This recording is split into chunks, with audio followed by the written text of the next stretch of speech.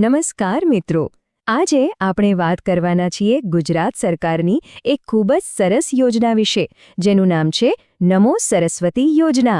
જો તમે સાયન્સમાં આગળ વધવાનું સપનું જોઈ રહ્યા છો, તો આ માહિતી તમારા માટે જ છે. તો ધોરણ 10 પૂરું થઈ ગયું છે અને હવે સાયન્સની દુનિયામાં એન્ટ્રી લેવાનો પ્લાન છે? જો તમારો જવાબ હા હોય ને, તો આ યોજના જાણે તમારા સપનાને પાંખો આપવા માટે જ આવી છે. જો સાયન્સમાં ભણવું હોય એટલે થોડો ખર્ચ તો થાય, પણ પૈસાની ચિંતાને લીધે અભ્યાસ ના બગડવો જોઈએ, ખરું ને? બસ એટલે જ ગુજરાત સરકાર તમને પ્રોત્સાહન આપવા માટે આર્થિક મદદ લઈને આવી છે. જી હા, તમે બિલકુલ સાચું સાંભળ્યું. ધોરણ 11 અને 12 આ 2 વર્ષ દરમિયાન તમને કુલ મળીને પૂરા 25,000 રૂપિયાની શિષ્યવૃત્તિ મળશે. ઓકે, તો આ રકમ મળશે કઈ રીતે? ચાલો એ પણ સમજી લઈએ.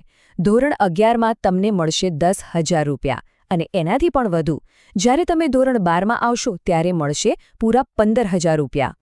હવે સૌથી અગત્યનો સવાલ કે ભાઈ આ યોજનાનો લાભ કોને કોને મળી શકે? તો ચાલો ફટાફટ એના નિયમો એટલે કે પાત્રતાના માપદંડો પર એક નજર કરી લઈએ. આ માટે તમારે ધોરણ 10માં ઓછામાં ઓછા 50% માર્ક્સ મેળવેલા હોવા જોઈએ. અને હા, વિજ્ઞાન પ્રવાહમાં એડમિશન લેવું ફરજિયાત છે. તમે કોઈ પણ સ્કૂલમાં હો, સરકારી, ગ્રાન્ટેડ કે પછી પ્રાઇવેટ, બધાને લાભ મળશે. અને અમુક કેસમાં કુટુંબની વાર્ષિક આવકની મર્યાદા પણ જોવામાં આવે છે. ચાલો, પાત્રતાની વાત તો થઈ ગઈ, પણ હવે અરજી કઈ રીતે કરવાની? ચિંતા ના કરશો, પ્રોસેસ એકદમ સહેલી રાખવામાં આવી છે.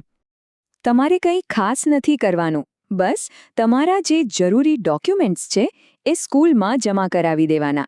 એ પછી ઓનલાઈન ફોર્મ ભરવાનું, બધું જ કામ તમારી સ્કૂલ સંભાળી લેશે.